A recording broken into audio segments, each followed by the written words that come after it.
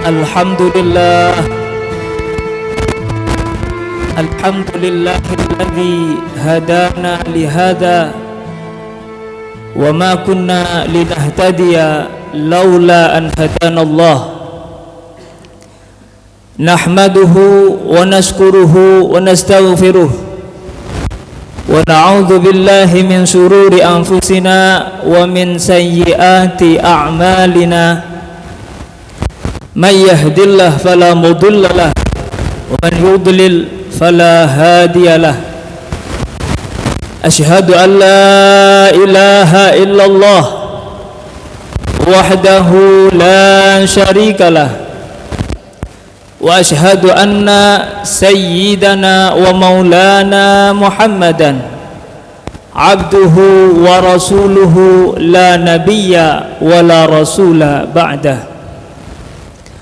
Allahumma salli wa sallim ala nuril anwar wa sirril asrar wa tiryaqil aghyar wa miftahi babil yasar sayyidina wa maulana Muhammadinil mukhtar wa alihil adhar wa ashabihil akhyar adada ni'amillahi wa ifdalihi.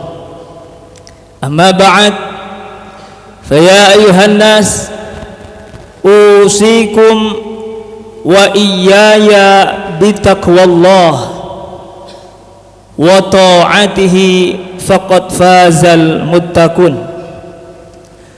Faqad qala Allah ta'ala fi kitabihil karim, a'udzu billahi minasy syaithanir rajim. Ya ayyuhalladzina amanu taqullaha haqqa tuqatih wa la tamutunna illa wa antum muslimun. Wa qala Rasulullah sallallahu alaihi wasallam, ittaqillaha haitsu ma kunta watbi'is sayyi'atal hasanata tamhuha wa khaliqin nas bi khuluqin hasanin.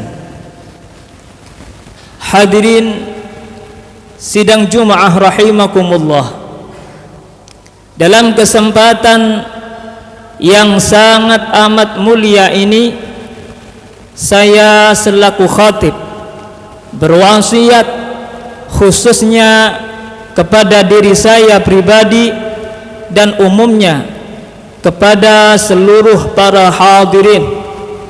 Marilah kita bersama-sama senantiasa meningkatkan mutu beserta kualitas ketakwaan kita ke hadirat Allah Subhanahu wa ta'ala dengan cara menjalankan semua perintah-perintah Allah beserta menjauhi semua larangan-larangannya tanpa terkecuali. Allah Subhanahu wa ta'ala berfirman, ya ayyuhalladzina amanu taqullaha haqqa tuqatih.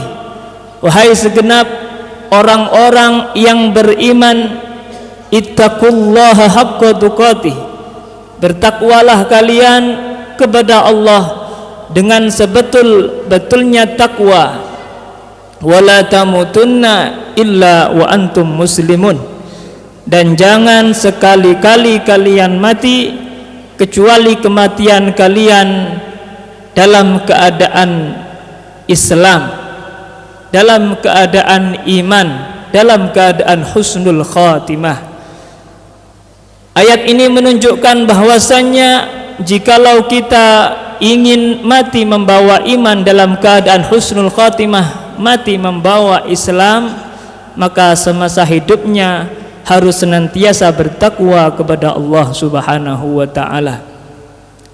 Baginda Nabi juga bersabda, ittaqillaha haitsu ma kunta, bertakwalah kalian kepada Allah dimanapun, kapanpun kalian berada. Menunjukkan bahwasanya takwa kepada Allah sangat penting bagi orang-orang yang beriman. Maka mudah-mudahan kita semua dijadikan oleh Allah Subhanahu wa taala, dimudahkan oleh Allah Subhanahu wa taala sebagai hamba-hambanya yang senantiasa bertakwa kepadanya hingga akhir hayat kita. Amin, Allahumma amin. Hadirin sidang Jumaah rahimakumullah. Ada sebuah hadis yang mana hadis tersebut mengisahkan seorang perempuan yang ahli ibadah dari golongan orang Bani Israel, yang mana perempuan Bani Israel ini adalah sosok perempuan yang ahli ibadah. Suatu ketika di dalam rumahnya masuk seekor kucing, dan kucing tersebut membuat onar, membuat sakit hati kepada perempuan si ahli ibadah tersebut, hingga perempuan ini marah kepada kucing tersebut dan dikurunglah kucing itu, tidak diberi makan, tidak diberi minum, sampai akhirnya kucing tersebut mati karena kelaparan, mati karena kehausan. Melihat tindakan semacam ini, Allah Subhanahu wa taala tidak ridha, walaupun perempuan ini ahli ibadah, maka Allah tetapkan menjadi ahli neraka walaupun ahli ibadah sekalipun, gara-gara mengurung kucing tanpa diberi makan, tanpa diberi minum sampai mati. Andai kata kucing tersebut dilepaskan, maka kucing ini bisa kemungkinan masih makan dedaunan atau masih mencari minum, tidak jadi mati karena kehausan atau kelaparan. Di kisah yang lain, di hadis yang lain, Rasulullah sallallahu alaihi wasallam mengisahkan juga masih seputar orang Bani Israel. Beda halnya kalau yang tadi ini perempuan ahli ibadah, tapi di kisah ini adalah seorang yang ahli maksiat. Suatu ketika orang ahli maksiat ini mau keluar menuju sebuah perkampungan. Di tengah jalan, orang ini bertemu, menjumpai seekor anjing yang sekarat karena kehausan, karena kelaparan. Maka si pendosa ini hatinya merasa kasihan, sehingga dia masuk ke dalam sumur untuk mengambil air. Dia gunakan sepatunya untuk sebagai gayung air. Dia naik, dan sehabis turun dia naik mengambil air, membawa air untuk dikasihkan anjing. Dari atas airnya tinggal sedikit karena sepatu yang dipakai. Setelah itu turun lagi, dia bawa air, ambil air, bawa ke atas lagi, tinggal sedikit, diberikan ke anjing, diminum sama anjingnya, sampai ke bawah, naik turun, sehingga anjingnya tadi kehilangan rasa haus, kehilangan rasa lapar, hingga sehat kembali dan lari kegembiraan, kesenangan, kegirangan.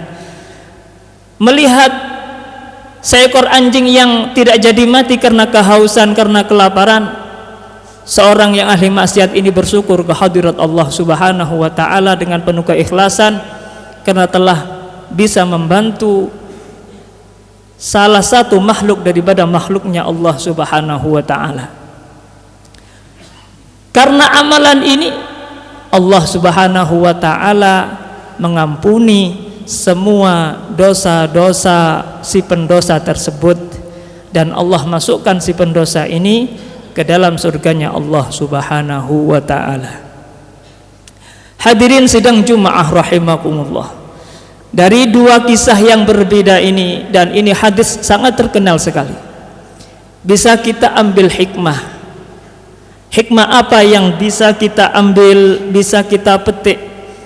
Adapun dari kisah yang pertama, walaupun kita ini menjadi orang yang ahli ibadah, jangan sampai kita melakukan perbuatan zalim, sekalipun kezaliman itu kita lakukan terhadap seekor hewan sekelas kucing, seekor hewan sekalipun, jangan sampai kita melakukan kezaliman, karena kezaliman dilarang oleh Allah Subhanahu wa ta'ala.